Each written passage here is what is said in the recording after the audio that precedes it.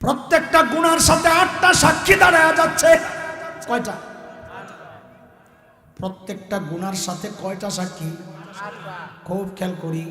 গুনাহ করার সময় একবার খালি চিন্তা করব, এই সাক্ষীগুলা আল্লাহর আদালতে আমার বিরুদ্ধে সাক্ষী দিবে। সাক্ষী কয়টা? 8টা। 1 নাম্বার, যেই জায়গায় দাঁড়ায়া গুনাহ করি ওই জায়গা আল্লাহর আদালতে আমার বিরুদ্ধে সাক্ষী দিবে। কোরআনের কথা একটাও আমার কথা না। ইয়াউমা ইযিন তুহাদ্দিসু আখবারাহা বিআন্না রাব্বাকা আওহা লাহা।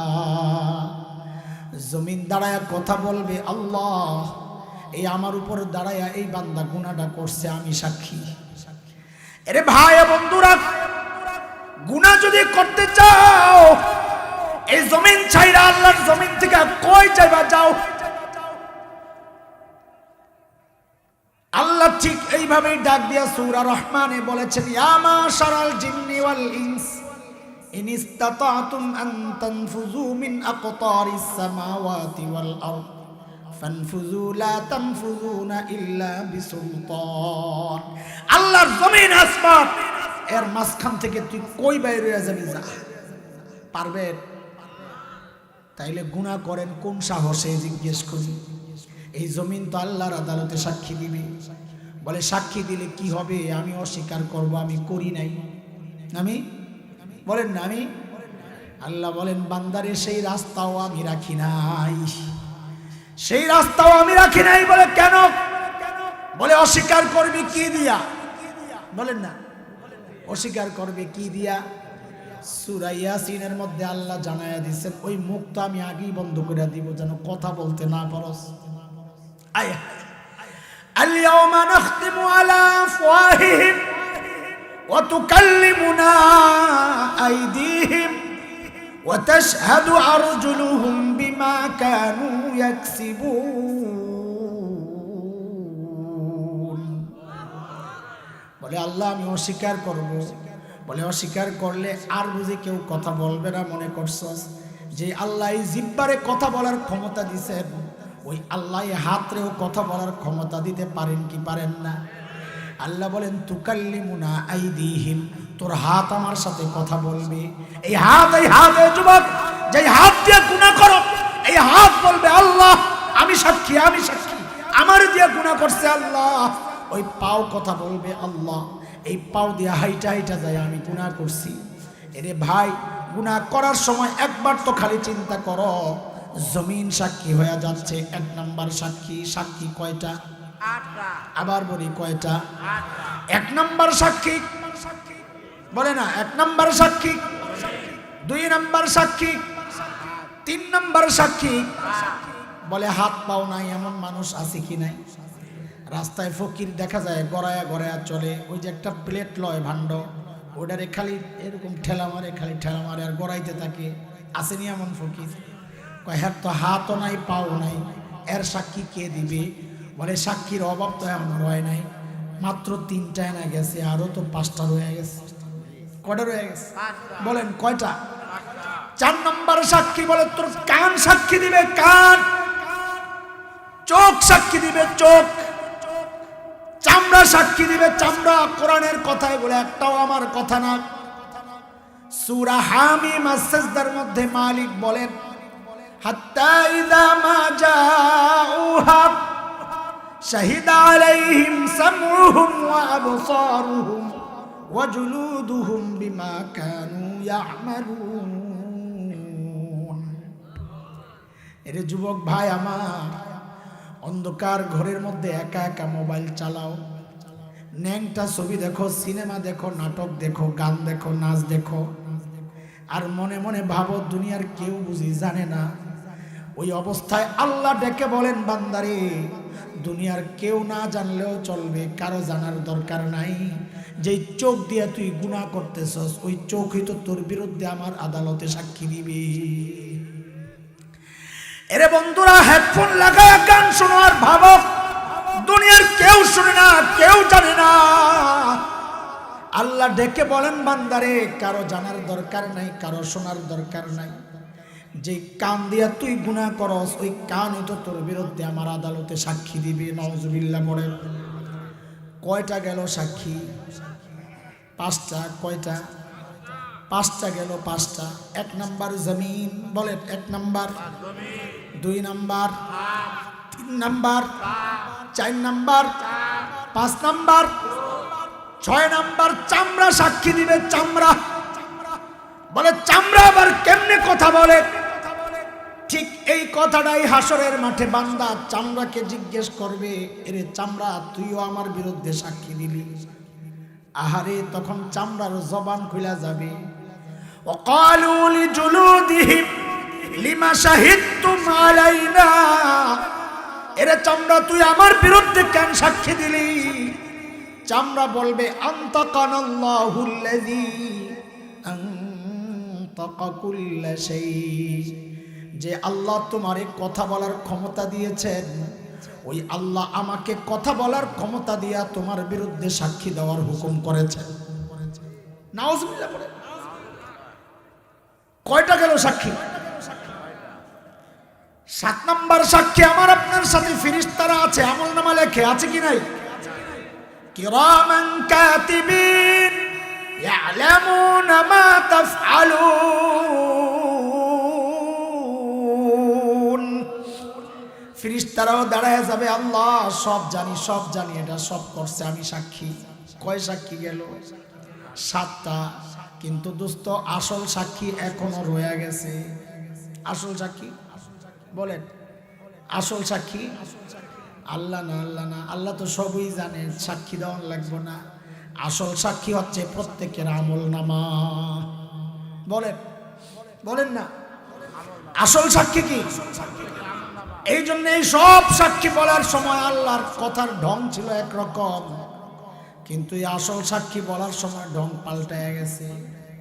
আল্লাহ নবীকে ডেকে বলেছেন, সূরা কাহাফে আসছে, নবী আমার আপনি দেখবেন যখন এই আমলনামা অপরাধীদের সামনে পেশ করা হবে, আপনি দেখবেন অপরাধীরা ভয়ে থরথর করে কাঁপতেছে।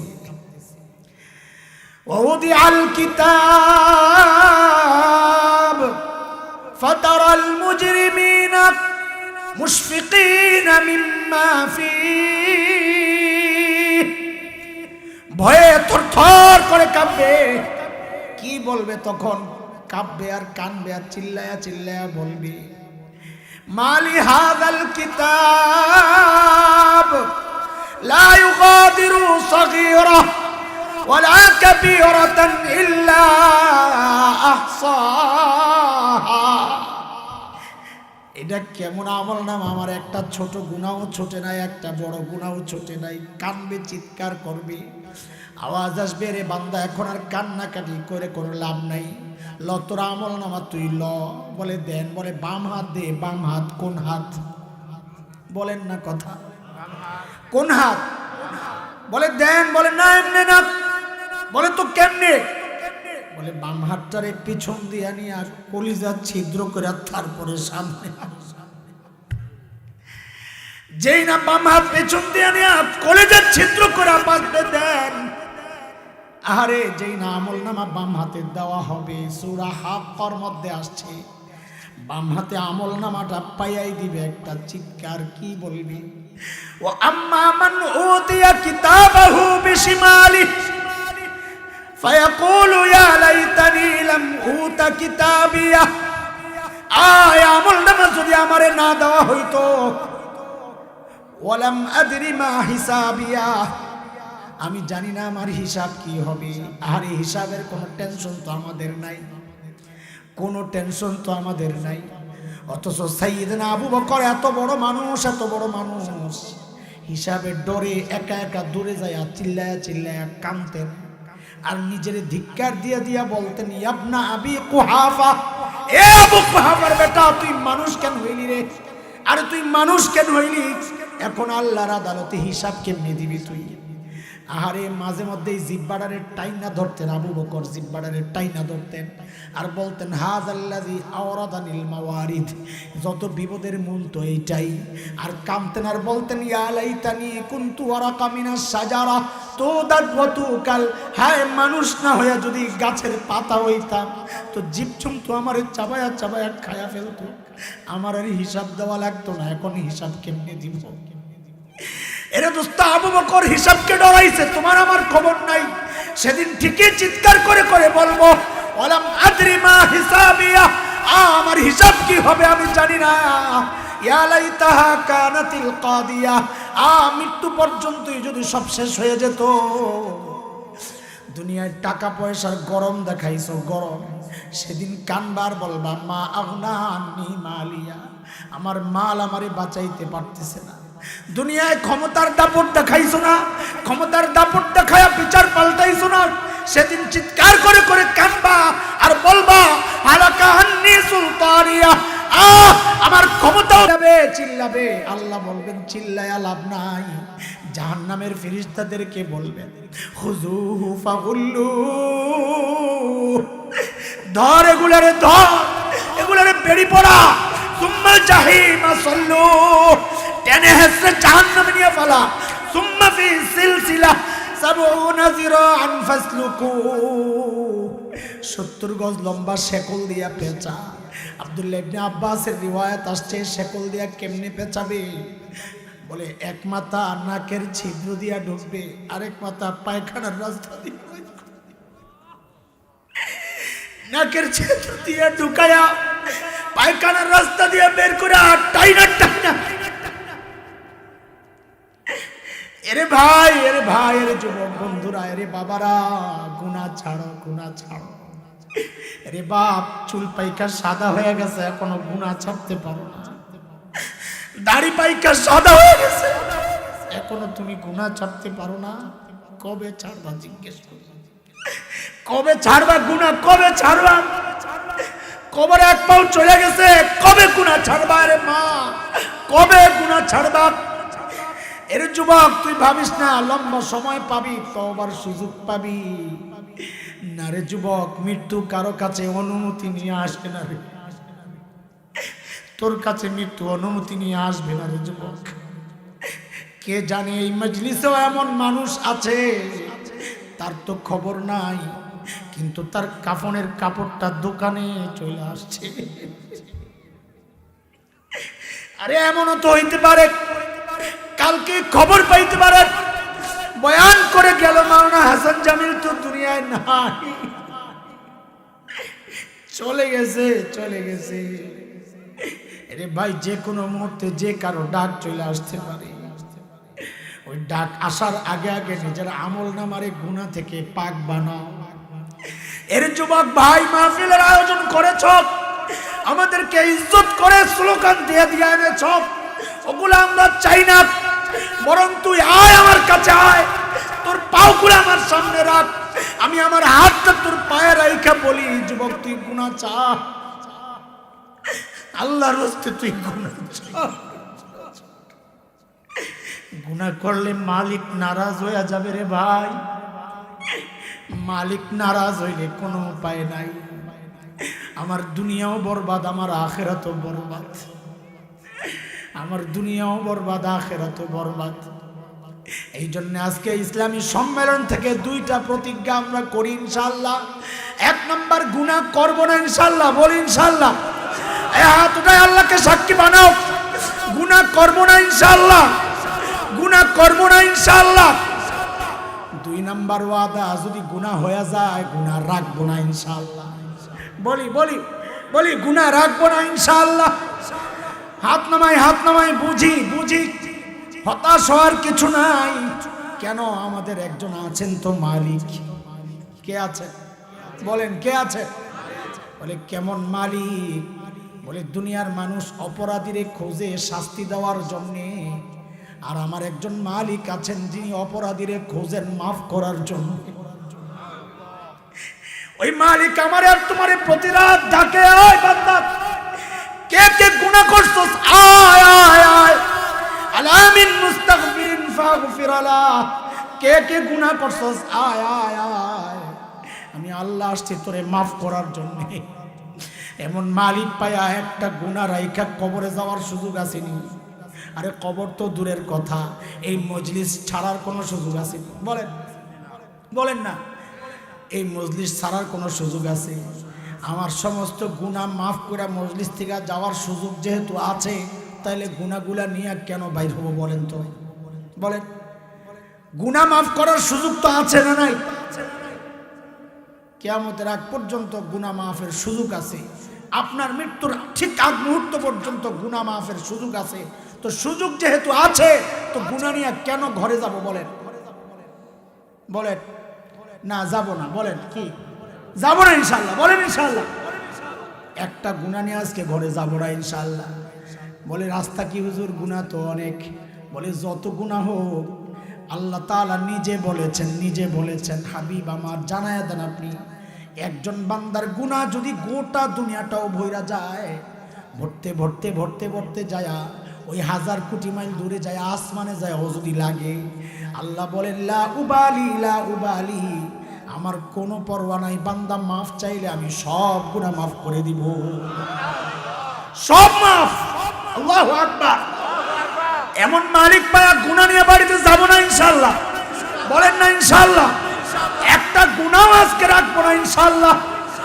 একটু চোখের পানি দরকার, ও মালিকের কাছে খালি একটু কাইন্দা কাইন্দা বলো না, ওই যে সাইয়্যিদুল ইস্তিগফারের কথাগুলো একটু বাংলায় বলো না। আল্লাহুম্মা আনতা রাব্বি লা ইলাহা ইল্লা আনতা খালাকতানি ওয়া আনা আবদুক ওয়া আনা আলা আহদিকা ওয়া ওয়াদিকা মাস্তাতাতু আউযু বিকা মিন শাররি মা সানাতু আবুউ লাকা বিনি'মাতিকা আলাইয়া ওয়া আবুউ বিযামবি ফাগফিরলি ফাইন্নাহু লা ইয়াগফিরুয যুনুবা ইল্লা আনতা। আহারে নবী কত সুন্দর কথা শিখাইছেন। আল্লাহর এই অনুনয় বিনয় করে কি বলবেন, কিভাবে বলবেন, আল্লাহ নবী শিখাইয়া দিতেছেন। বলবেন, ও আল্লাহ, আপনি আমারে বানাইছেন, আমি আপনার বান্দা, মাফ না করলে তাহলে বলেন আমি কার কাছে যাব? আপনি যদি তাড়ায়া দেন তো আরেকজন দেখায়া দেন যে না আমি পারুম না। মা না পারলে বাপের কাছে পাঠায়, বাপে না পারলে মার কাছে পাঠায়, আপনি না পারলে আরেকজন দেখায়া দেন না। শয়তান আপনার শত্রু, আমাদের শত্রু। আপনার হাবিব আপনার বন্ধু, আমারে যদি মাফ না করেন তো আপনার শত্রু, আমাদের শত্রু শয়তান খুশি হইয়া যাবে, আর আমারে মাফ করে দিলে আপনার হাবিব খুশি হইয়া যাবেন। ওইভাবে আল্লাহরে বলেন ইনশাআল্লাহ, আল্লাহর ওয়াদা আমি মাফ করিয়ে দিব। আল্লাহ বরং মাফ না চাইলে আল্লাহ নারাজ হন।